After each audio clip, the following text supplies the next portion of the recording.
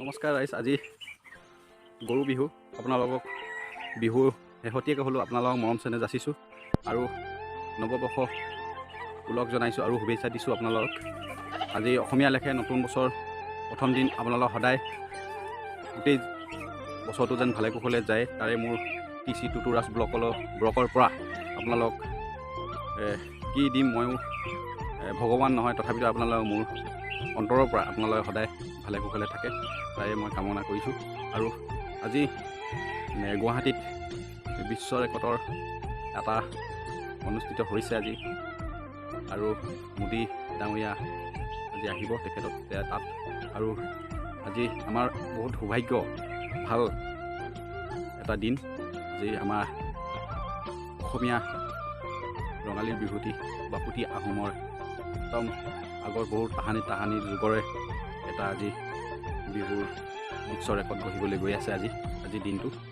আৰু মই ইয়াত দেখিছে গামোচাখনটো আপোনালোকে জানে, অসমীয়া এটি সাংস্কৃতিক দিশৰে এখন ইয়াৰ আমঠুৰ গামোচা এখন মোৰ মানুহগৰাকীয়ে দিছে, আৰু ল'ৰাজনীয়ে ৰাতিপুৱাই গৰু গা ধুৱাই মেলি মোক সেৱা জনাইছে, আৰু আমিও মা দেউতাক সেৱা জনাই আপোনালোকক ভিডিঅ'টো আৰম্ভ কৰিছোঁ।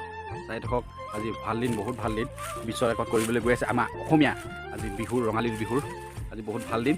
বিশ্ব ৰেকৰ্ড আপোনালোকে গঢ়ি আমাৰ আজি কিছুমানে বেয়া পাইছে, কিছুমানে ভাল পাইছে, মই বহুত ভাল পাইছোঁ।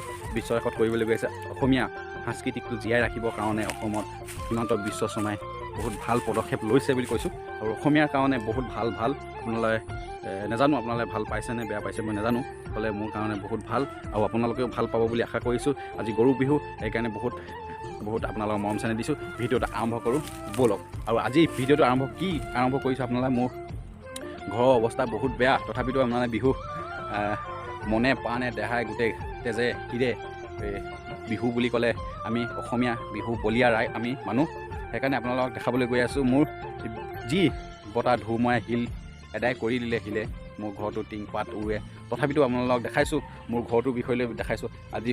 তথাপিতো মোৰ মনৰ হিয়াৰে পৰা কৈছোঁ, বিহুৰ গিনিজ বুকত ৱৰ্ল্ড ৰেকৰ্ড কৰিবলৈ গৈ আছে, সেয়েহে মোৰ বহুত মনটো ভাল, সেইকাৰণে আপোনালোক ভিডিঅ'টো বনাবলৈ মানে বাধ্য দেই।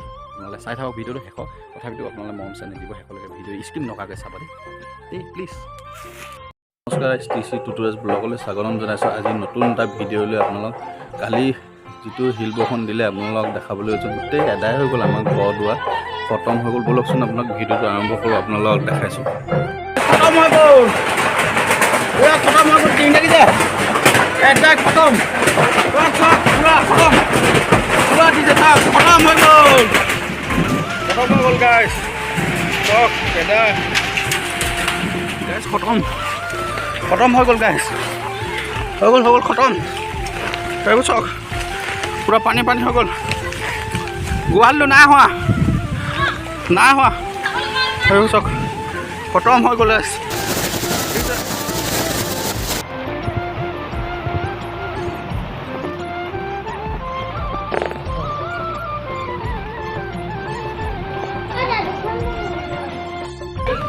ৰাইজ খতম হৈ গ'ল, এদাই হৈ গ'ল, চক ৰাইজ খতম হৈ গ'ল, চক ৰাইজ বিচনা খতম হৈ গ'ল, খতম, ভিতৰতে ইমানখন শিল চক, এইবোৰ চুপাৰ টুপাৰ খতম চাইজ, এদাই হৈ গ'ল গোটেই চক, গোটেই বানপানী এদাই হৈ গ'ল, গোটেই বানপানী চব খতম, পানী পৰি আছে খতম, চক এদাই হৈ গ'ল, খতম হৈ গ'ল ৰাইজ। এনেই কি কৰিম, মই মাথা বেয়া হৈ গৈছে, হাজিৰা কৰি মেলি খোৱা মানুহ, হে ভগৱান কি হ'ব এতিয়া।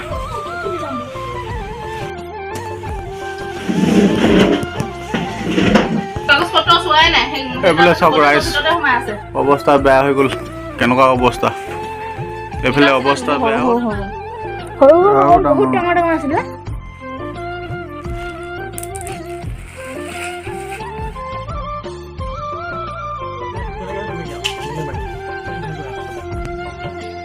এইটো এফাল এখন নাই, অথনি মাহঁতে দেখি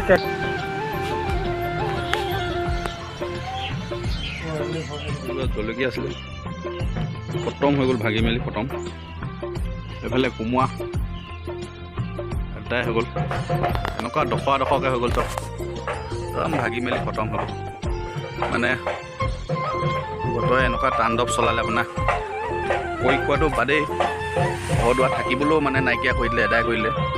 ঘৰ দুৱাৰ অৱস্থাটো বেয়া, খতম। কৰি খাবলৈও এদাই কৰি পেলালে। এইবোৰ এদাই গ'ল, একদম টুকুৰা টুকুৰে ভাগি গ'ল, খতম চব ৰাইজ, খতম ভাগি গ'ল চব ৰাইজ। আপোনালোকক আগতে দেখাইছিলোঁ, আগৰ ভিডিঅ'কেইটাত অমিতা গছ ৰুইছিলে, অমিতা খতম মানে নাম নিচান নাইকিয়া কৰিলে চব, অৱস্থা বেয়া। শিল পৰি অমিতাকেইটা একদম ৰস পানী উলিয়াই দিলে, দেখিছে? ৰস পানী উলিয়াই দিলে অমিতাকেইটা শিলবোৰ দি, দেখিছে? অৱস্থা বেয়া। টিঙৰ এনেকুৱা অৱস্থা, ইয়াত আপোনাৰ চিলিংখন দিয়া হৈছে কাৰণে নাই দেখা, এইভাগে চব গোটেই অৱস্থা নাই, খতম। ইয়াৰ তলত চব এনেকৈ টিং দি দেখিছে, এনেকৈ ঢাকি দি ৰখোৱা হৈছে আৰু যেনে পানীৰ কাৰণে ৰাখি থোৱা হৈছে। ওপৰতো অৱস্থা এনে চালে মানে ক'ত ওলালে, ভিতৰতে কেঁচু ওলাইছে। পানী যে আচলতে পানীৰ মাজত কিনো ওলাব, কেঁচু সাপ চব ওলাব। মুচি আছে, এই পানী মুচিও লাভ নাই, বৰষুণ দিয়ে আছে। এইবিলাক ঢাকি থোৱা হৈছে আৰু চবফালে, চাৰিওফালে, ওপৰফালে ইয়াৰ অৱস্থা। এয়া হোৱা আঁঠুৱাৰ ওপৰত, এইফালে চিলাবৰ ওপৰত টিং। গাইসকল আপোনালোকক দেখাই থাকোঁ যে শাকনি বাৰীখন পথাৰৰ মাজত মই ৰুই থৈছোঁ বুলি কৈছিলোঁ যে, আপোনালোকক দেখাই থাকোঁ। আকৌ ভিডিঅ'কেইটাত দেখাইছিলোঁ, আজি আপোনাৰ অৱস্থা চাব দেই, আপোনালোকক দেখাম। গাইসকল চাওক, এয়া বিলাহী অৱস্থা খতম হৈ গ'ল।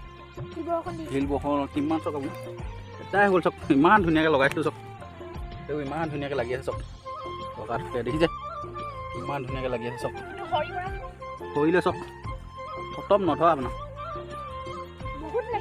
এই কিমান কষ্ট কৰোঁ চাওক, দিনটো হাজিৰা কৰি মেলি খাওঁ, ঘৰটো অৱস্থাটো বেয়াই। এতিয়া কিবা এটা শাক খেতি এটা লগাই দিলোঁ বিলাহীনত, কিমান খতম দেখিছে? চাওক ৰাইজ, বিলাহী গছ ওপৰৰ ফালৰ পৰা দেখাইছোঁ আপোনালোকক, বুজিছে? বিলাহী চাওক কিমান ধুনীয়াকৈ লাগি আছে, খতম।